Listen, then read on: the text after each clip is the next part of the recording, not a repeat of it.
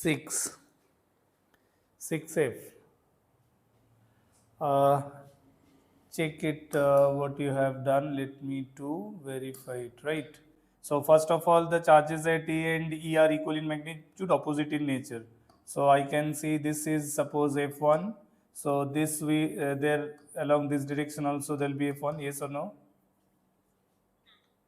Fine. Now by this positive charge on the plus charge along this line, this will be repulsive F2, and by negative charge I can see F2 this way also, because that is negative, that will attract the positive charge towards itself, and similarly this last negative charge will attract the positive charge this way, that is F3. These are the 5 forces. Fine. Now geometry wise I can say, geometry wise, so far as if I select one set of two reference line like this, x, y for example, okay.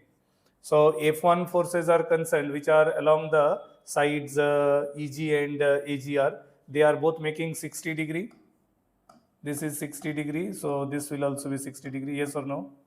Because the total angle at one vertex will be 120 degree at the hexagon. So that's why if this is 60, this will also be 60, right? So based on which I said this is 60. Similarly, if you see the angle made by the F2 with this reference line, this will be 30. Here, this will also be 30 degree, right? So what we are getting actually, if I take these two reference line, X and Y, so I can see two equal F1 forces will appear like this. These are the two equal forces, both are identified as F1, right? They are identified as F1. So they are making 60 degree with this. So if I resolve F1 forces, I can see the components of F1 along the x-axis. That will come if F1 cos 60 will be cancelled out, opposite in direction. F1 cos 60 for this will be towards positive x. This F1 cos 60 will be along negative x. So that means the resultant will be added up along y, and that will be 2F1 sin 60, right? Similarly, the F2s are concerned.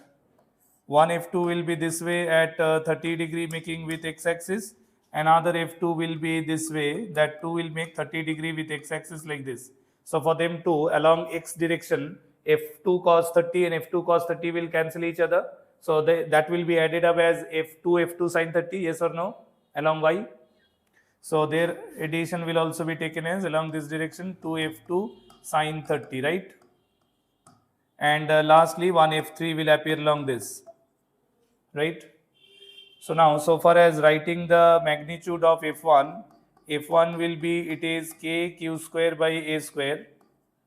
F2 that will write down k into 2q square by square of the distance. Now, this will be the distance to be used for writing F2, for example.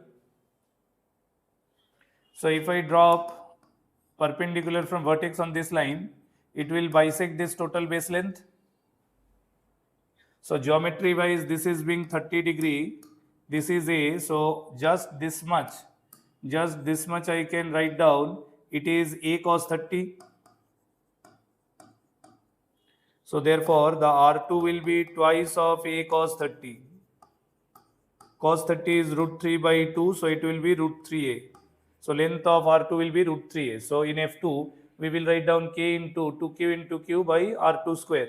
So R2 square means it will be 3A square, yes or no? And similarly in F3 we will write down K into, right, 2Q square by 4A square, because that for that diagonal length it will be twice of the side. So this is how the F1, F2 and F3 are respectively. So at the center we will have the forces in this way, F3 this way, and in this direction it is 2F1 sin 60. So 2F1 into sin 60 is root 3 by 2 plus 2F2 sin 30, that is 1 by 2.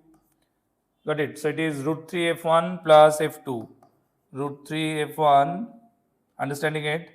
It is root 3 f1 plus f2. Now you know the value of f1 and f2, so you can find out what fy is and what fx is, we know, right? So the resultant will be under root of fx square plus fy square.